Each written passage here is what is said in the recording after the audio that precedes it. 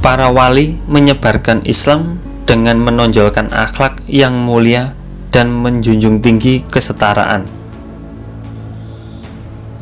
Dalam menyiarkan agama Islam, Wali Songo menggunakan cara yang tidak dirasa asing oleh masyarakat. Mereka memakai bentuk kesenian tradisional sebagai media dakwah dengan menyisipkan nafas Islam di dalamnya. Sunan Kalijaga mengembangkan wayang Purwa, yakni wayang kulit bercorak Islam. Sunan Derajat menciptakan tembang Jawa yang hingga kini masih digemari, yaitu tembang Pangkur. Sunan Kalijaga menciptakan corak batik bermotif burung kukula yang mengandung ajaran etik agar seseorang selalu menjaga ucapannya. Sunan Bonang menghasilkan suluk Sunan Bonang atau primbon Sunan Bonang, yaitu catatan-catatan pendidikan yang dimainkan dalam bentuk prosa. Sunan Gresik mengajarkan cara-cara baru bercocok tanam dan banyak merangkul rakyat kebanyakan, yaitu golongan masyarakat Jawa yang tersisihkan akhir kekuasaan Majapahit. Malik Ibrahim berusaha menarik hati masyarakat yang tengah dilanda krisis ekonomi dan perang saudara. Ia membangun pondokan tempat belajar agama di Leran, Gresik. Keragaman suku dan budaya di Indonesia adalah sebuah keniscayaan yang tidak bisa dilawan, tapi justru bisa dijadikan sarana untuk mendekatkan Islam secara lembut kepada masyarakat itu sendiri. Budaya adalah bentuk dari jati diri di tengah masyarakat yang membuat mereka menjadi unik di tengah keberagaman itu. Para wali menyadari hal itu dan mereka menggunakan pendekatan budaya untuk menjangkau umat pada masa itu. Sekarang entah apa yang terjadi saat ini. Sebuah kemajuan atau justru kemundurankah yang sedang terjadi ketika rame-rame banyak orang mulai meninggalkan budaya dan jati diri sebagai bangsa dan mulai bermetamorfosa menjadi orang Arab versi Indonesia. Setiap hari kita diributkan oleh masalah penampilan religius. Kini banyak orang yang bergaya religius membawa pentungan dan golok untuk menghakimi sesama umat Islam.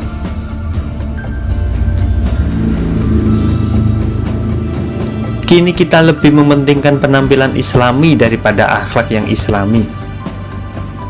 Beramai-ramai ingin tampil bagi orang alim dan suci, tapi tidak dibarengi dengan hati yang bersih. Oleh karena itu, kini pun kita melihat banyak kemungkaran di sana-sini yang dilakukan atas nama Islam. Partai munafik Islam, koruptor yang Islami, penebar teror yang Islami, pembunuh yang Islami. Bagaimana itu bisa terjadi? Ya karena sekarang kita lebih mengutamakan tampil Islami daripada akhlak yang Islami. Apa akar masalahnya? Sedikit banyak pengaruh dari Islam radikal itulah yang menyebabkan rusaknya keindahan Islam Nusantara dewasa ini. Mereka muncul dengan menunjukkan cara berislam yang lantang, menyerukan kebenaran dan ketinggian Islam di satu sisi, sembari menuding pihak lain sebagai pihak yang keliru dalam mengamalkan dan memahami ajaran Islam. Selanjutnya, memosisikan diri sendiri sebagai pihak paling benar cara berislam.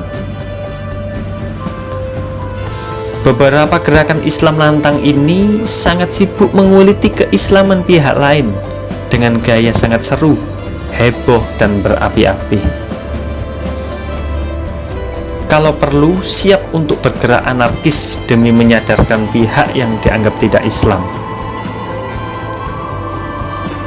atau bahkan karena dianggap sedang terindikasi ingin melemahkan agama Islam di muka bumi. Mereka membawa selendang bid'ah, sesat, atau kafir. menciptakan gelombang kegerahan di tanah air. Gelombang tersebut memosisikan seolah-olah semua ormas-ormas Islam selain mereka adalah sesat dan kafir, salah dalam berislam, keliru dalam menerjemahkan ajaran Islam. Yang unik, karena setiap gerakan protes atas gerakan mereka dianggap sebagai perlawanan atas Islam itu sendiri, dianggap merusak Islam. Dengan kata lain, menyerang mereka sama saja menyerang Islam. Dan mereka berhak menentukan vonis benar tidak Islamnya seseorang atau kelompok Islam lain di tanah air. Mereka dengan gaya dan penampilannya yang alim dan suci, seenaknya mengkafirkan orang lain, bahkan sesama muslim ketika kita tidak berpenampilan islami dan tidak sependapat dengan kekerasan hati dan pemahaman mereka. Yang membuat semua jadi tambah parah adalah bahwa kita yang tidak tampil islami dan tidak tampil keras ini mau saja dihakimi oleh para kaum alim dan suci itu. Bahkan banyak di antara kita yang terkadang bingung menentukan sikap ketika berhadapan dengan mereka yang secuil itu. Perbedaan Islam Arab dan Nusantara Islam versi Arab dewasa ini adalah Islam seperti yang kita lihat setiap hari dari berita TV dan surat kabar. Saling membunuh sesama muslim, saling mengkafirkan, saling adu jotos, dan penuh kekerasan. Padahal keberagaman suku dan budaya di sana tidak ada apa-apanya jika dibandingkan dengan di Indonesia tercinta ini. Tapi mereka gagal menjaga keutuhan mereka sebagai sebuah bangsa yang telah dipilih Allah Subhanahu wa Ta'ala sebagai penerima wahyu dan nabi terakhirnya. Mereka terpecah belah karena isi kepalanya dipenuhi oleh keserakahan dan nafsu. Pentolan-pentolan mereka itulah yang kini ingin pula masuk ke Nusantara melalui paham radikalnya, menanamkan bibit-bibit permusuhan dan pertikaian di Indonesia. Seperti itulah Islam yang diajarkan Nabi Muhammad yang mulia itu, Islam yang porak-poranda dan penuh pertikaian dan tanpa belas kasihan.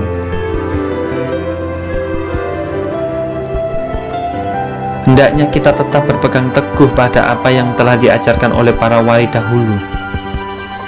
Tetaplah kita menjaga identitas kita sebagai sebuah bangsa yang memiliki kebudayaan unik yang bernilai luhur,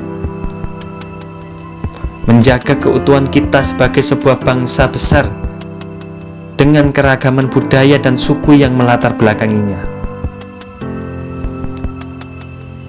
Menutup aurat bukan harus dengan menggunakan pakaian ala Arab padang pasir dan membuang jauh-jauh ciri khas kebudayaan kita. Kita harusnya bangga bahwa saat ini kita menjadi sebuah tolak ukur dari kerukunan umat beragama di dunia.